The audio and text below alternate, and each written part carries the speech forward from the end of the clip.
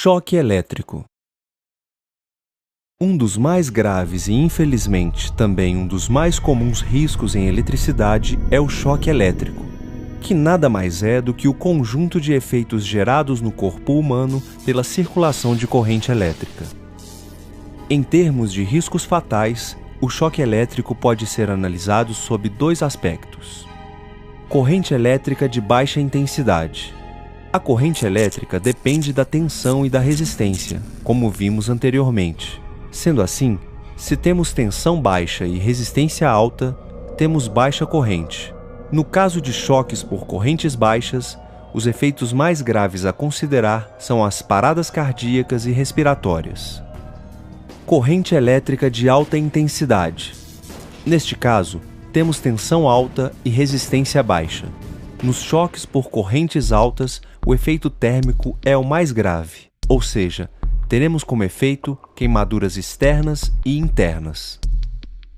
Podemos dizer, então, que em trabalhos onde não é possível a desenergização do circuito, para evitar os choques elétricos ou minimizar seus efeitos, deve-se, entre outras medidas de controle, aumentar a resistência. Por isso, o uso de botas e luvas adequadas. Visto isso, não podemos afirmar que tensões altas sempre são responsáveis por choques com correntes elevadas, ou que tensões baixas resultam em choques de baixa intensidade, pois a corrente elétrica depende também da resistência. Os efeitos do choque elétrico dependem de vários fatores. Podemos citar principalmente percurso da corrente elétrica pelo corpo humano, intensidade da corrente elétrica, tempo de duração, área de contato, frequência da corrente elétrica, condições da pele do indivíduo, constituição física do indivíduo e estado de saúde do indivíduo. Entre os efeitos produzidos no corpo humano pelo choque elétrico, podemos evidenciar elevação da temperatura dos órgãos devido ao aquecimento produzido pela corrente do choque, queimaduras de primeiro, segundo e terceiro grau, rigidez dos músculos, comprometimento do coração quanto ao ritmo e batimento cardíaco, comprometimento da respiração e deslocamento de músculos e órgãos internos. Devemos atentar ao fato de que muitos órgãos aparentemente sadios, depois do choque, podem demorar dias ou até meses para apresentar sintomas, que muitas vezes não serão relacionados ao choque em função do tempo transcorrido entre o acidente e o aparecimento dos sintomas.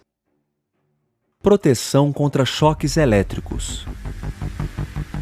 De acordo com a NBR 5410/2004, para proteção contra choques elétricos, devem-se tomar os seguintes cuidados.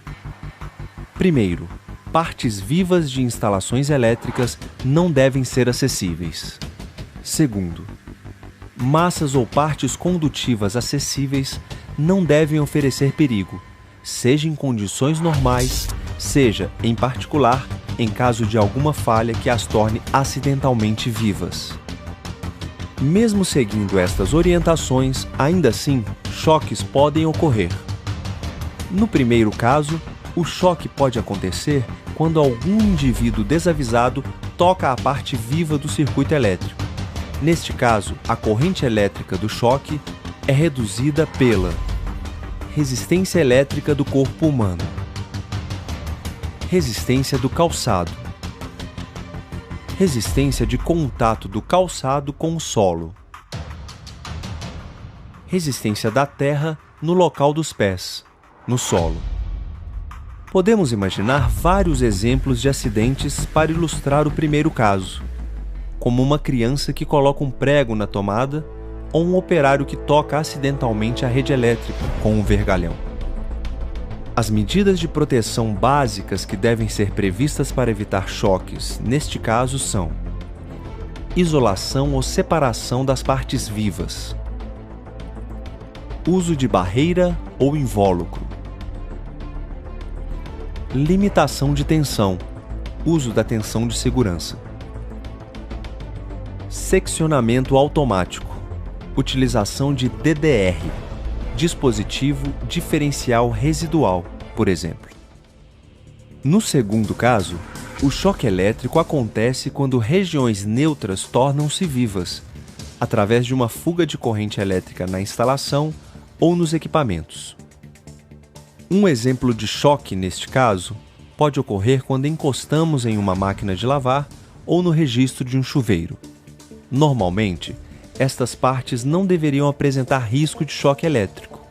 Entretanto, pode acontecer uma fuga de corrente elétrica, ou seja, pode haver corrente elétrica circulando em tais partes e quando o indivíduo entra em contato, a corrente elétrica passa pelo seu corpo em direção ao menor potencial, que é geralmente a Terra.